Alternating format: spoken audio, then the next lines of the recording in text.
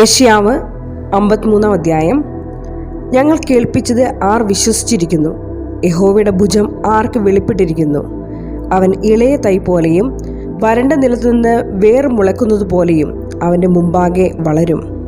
അവന് രൂപഗുണം ഇല്ല, കോമളത്വം ഇല്ല, കണ്ടാൽ ആഗ്രഹിക്കത്ത സൗന്ദര്യവുമില്ല. അവൻ മനുഷ്യരാൽ നിന്ദിക്കപ്പെട്ടും ത്യജിക്കപ്പെട്ടും വ്യസനപാത്രമായും രോഗം ശീലിച്ചവനായും ഇരുന്നു. അവനെ കാണുന്നവർ മുഖം മറച്ചു കളയത്തക്കവണ്ണം അവൻ നിന്ദിതനായിരുന്നു. നാം അവനെ ആദരിച്ചതുമില്ല. സാക്ഷാൽ നമ്മുടെ രോഗങ്ങളെ അവൻ വഹിച്ചു, നമ്മുടെ വേദനകളെ അവൻ ചുമന്നു. നാമോ ദൈവം അവനെ ശിക്ഷിച്ചും അടിച്ചും ദണ്ഡിപ്പിച്ചും ഇരിക്കുന്നു എന്ന് വിചാരിച്ചു. എന്നാൽ അവൻ നമ്മുടെ അതിക്രമങ്ങൾ നിമിത്തം മുറിവേറ്റും നമ്മുടെ അകൃത്യങ്ങൾ നിമിത്തം തകർന്നും ഇരിക്കുന്നു. നമ്മുടെ സമാധാനത്തിനായ ശിക്ഷ അവൻ്റെ മേൽ ആയി, അവൻ്റെ അടിപ്പിണരുകളാൽ നമുക്ക് സൗഖ്യം വന്നുമിരിക്കുന്നു. നാം എല്ലാവരും ആടുകളെ പോലെ തെറ്റിപ്പോയിരുന്നു. നാം ഓരോരുത്തരും താന്താൻ്റെ വഴിക്ക് തിരിഞ്ഞിരുന്നു. എന്നാൽ യഹോവ നമ്മുടെ എല്ലാവരുടെയും അകൃത്യം അവൻ്റെ മേൽ ചുമത്തി. തന്നെത്താൻ താഴ്ത്തി വായെ തുറക്കാതിരുന്നിട്ടും അവൻ പീഡിപ്പിക്കപ്പെട്ടു. കൊല്ലുവാൻ കൊണ്ടുപോകുന്ന കുഞ്ഞാടിനെ പോലെയും രോമം കത്തിരിക്കുന്നവരുടെ മുമ്പാകെ മിണ്ടാതെയിരിക്കുന്ന ആടിനെ പോലെയും അവൻ വായെ തുറക്കാതിരുന്നു. അവൻ പീഡനത്താലും ശിക്ഷാവിധിയാലും എടുക്കപ്പെട്ടു. ജീവനുള്ളവരുടെ ദേശത്ത് നിന്ന് അവൻ ഛേദിക്കപ്പെട്ടു എന്നും എൻ്റെ ജനത്തിൻ്റെ അതിക്രമം നിമിത്തം അവന് ദണ്ഡനം വന്നു എന്നും അവൻ്റെ തലമുറയിൽ ആർ വിചാരിച്ചു? അവൻ സാഹസം ഒന്നും ചെയ്യാതെയും അവൻ്റെ വായിൽ വഞ്ചനയൊന്നും ഇല്ലാതെയും ഇരുന്നിട്ടും അവർ അവന് ദുഷ്ടന്മാരോട് കൂടെ ശവക്കുഴി കൊടുത്തു.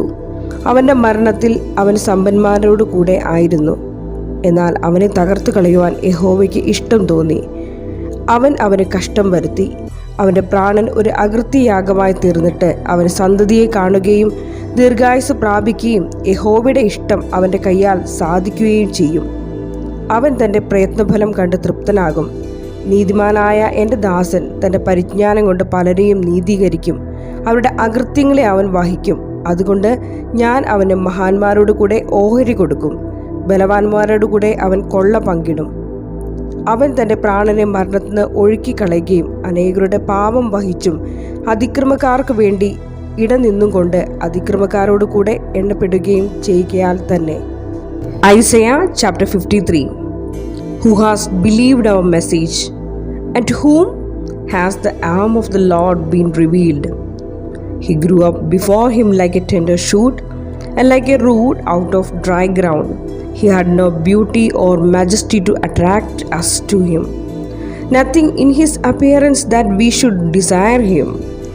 He was despised and rejected by mankind, a man of suffering and familiar with pain, like one from whom people hide their faces. He was despised, and we held him in low esteem. Surely he took up our pain and bore our suffering. Yet we considered him punished by God, stricken by him and afflicted. But he was pierced for our transgressions, he was crushed for our iniquities. The punishment that brought us peace was on him, and by his wounds we are healed. We all like sheep have gone astray.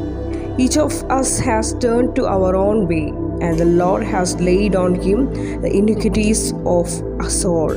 He was oppressed and afflicted, yet he did not open his mouth. He was led like a lamb to the slaughter, and as a sheep before its shearer is silent, so he did not open his mouth.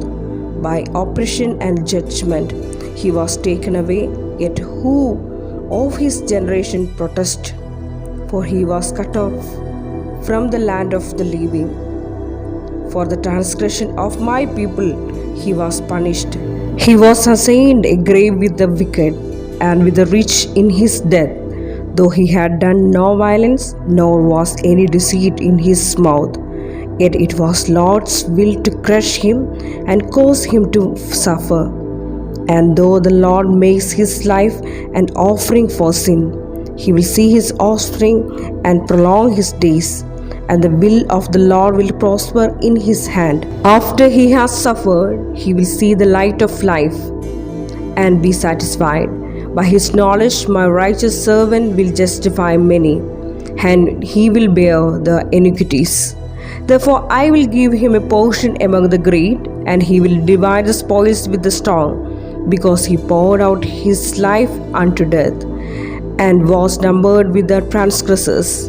For he bore the sin of many, and made intercession for the transgressors.